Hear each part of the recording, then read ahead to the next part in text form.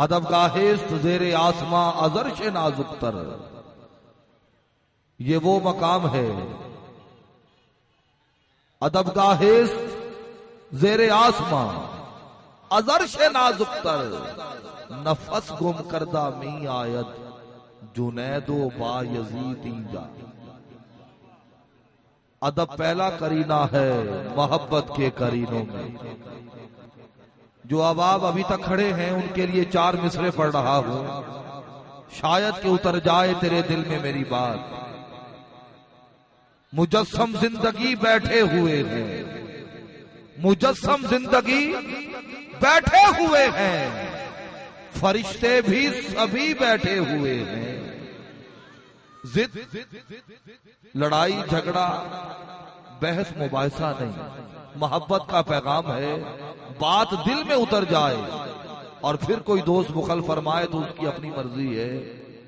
مجسم زندگی بیٹھے ہوئے ہیں، فرشتے بھی سبھی بیٹھے ہوئے ہیں، تمہارا بیٹھ جانا ہے ضروری کہ محفل میں نبی بیٹھے ہوئے ہیں۔ کوئی شخص کھڑا نہ رہے، تمامی احباب بیٹھ جائیں، اس یقین سے بیٹھ جائیں کہ اویسیوں میں بیٹھ جا، بلالیوں میں بیٹھ جا، گر طلب ہے کچھ تو بے طلب سوالیوں میں بیٹھ جا۔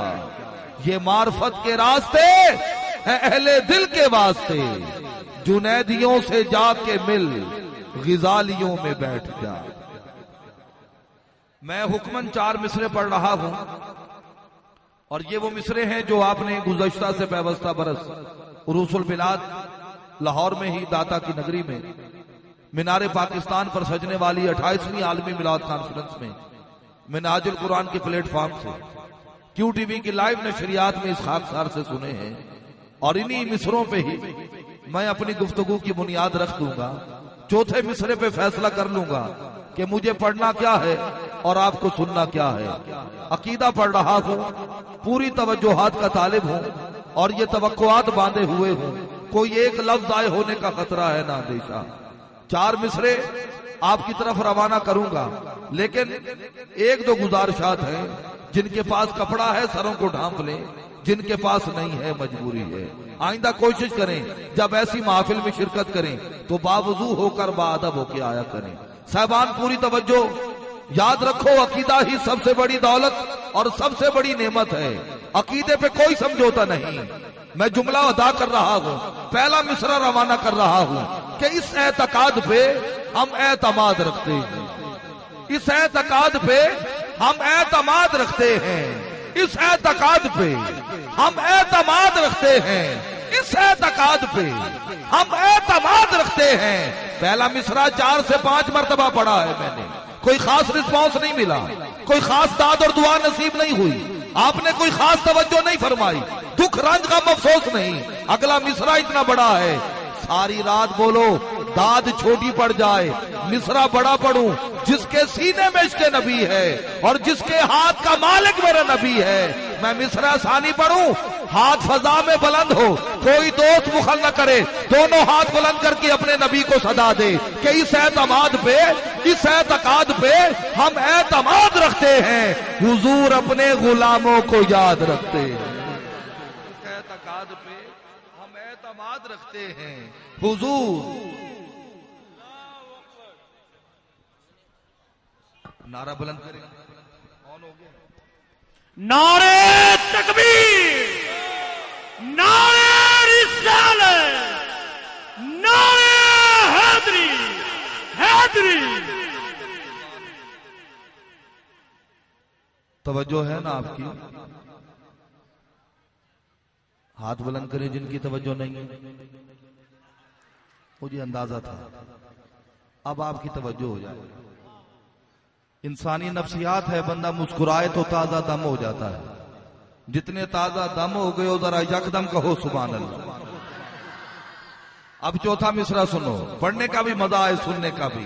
اس اعتقاد پہ میں نے ڈھیر سارا سفر کیا ہے، اور اولیاء کی دھرتی ملتان، رات کو گزشتہ رات سندھ میں تھا اور سندھ سے سفر کرتا ہوا ملتان پہنچا، اور ملتان سے سارے دن کا سفر ہے۔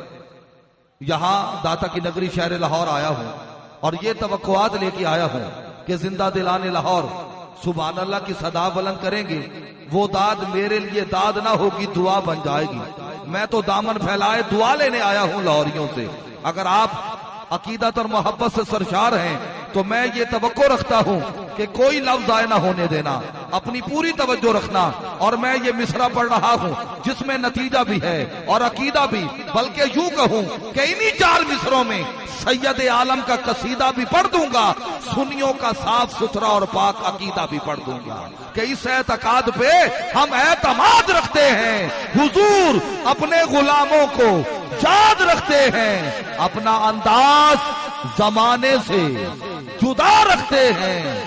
ہم تو محبوب بھی محبوب خدا رکھتے ہیں. ہم تو محبوب بھی ہمارے مون بھائی جہاں جلوہ گھر ہیں، راجہ صاحب قبلہ تشریف فرما ہے، جاسم بھائی بیٹھے ہیں، پوری توجہ رکھیے گا. کہہ رہا ہوں اس اعتقاد پہ بات یہ ہے کہ جتنی خاموشی پیچھے والوں نے، یہاں اس کی مثال نہیں ملتی جتنی خاموشی پیچھے والے دوستوں میں ہے نا. میں ایک شرعی مسئلہ بیان کرنے چلا ہوں. یہاں صاحبان شریعت و طریقت جلوہ گر ہیں. شریعت کا یہ قانون ہے کہ عورت کی آواز غیر محرم نہ سنے، عورت کی آواز غیر محرم نہ سنے. آپ کے لیے تو کوئی ایسا قانون پاس نہیں ہوا، ذرا کہہ دو سبحان اللہ. اپنا انداز زمانے سے جدا رکھتے ہیں. ہم تو محبوب بھی محبوب خدا رکھتے، اور ہمارا محبوب تو کیا کہنے.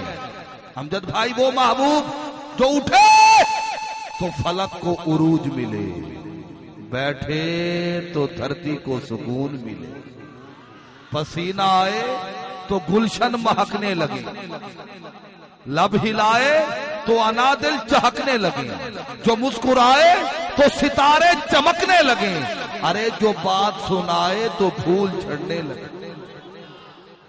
بابر بھائی آپ بھی جاؤ کہ گلشن کا کاروبار چلے. مرے تھے جن کے لیے وہ رہے وضو کرتے. ہمارا محبوب تو وہ محبوب ہے کہ جس کے چہرے سے صبح کو سویرا ملے، جس کی زلفوں سے شب کو اندھیرا ملے. ہمارا آقا تو وہ آقا ہے جو تبسم فرمائے تو جنت مچلنے لگے، ارے جو غصہ فرمائے تو جہنم ابلنے لگے. ایک جملہ ادا کر رہا ہوں لاہور والوں، اللہ جانے کس کے سر سے گزر جائے گا، کس کے سینے دل پہ اتر جائے گا.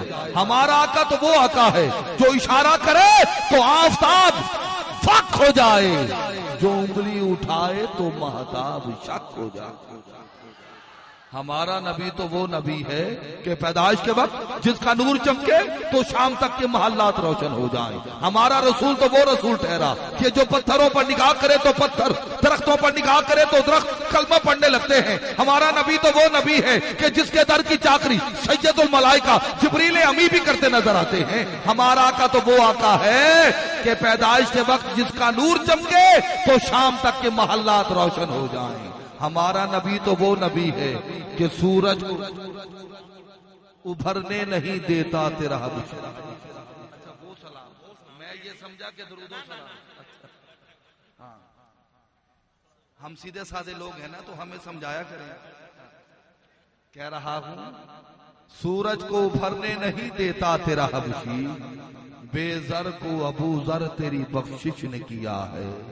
الہام کی رم جھم کہیں بخشش کی گھٹا ہے، یہ دل کا نگر ہے کہ مدینے کی فضا ہے. یہ شعر سنو اور اسی پہ ہی آنے والے دوست کو میں صدا دیتا ہوں.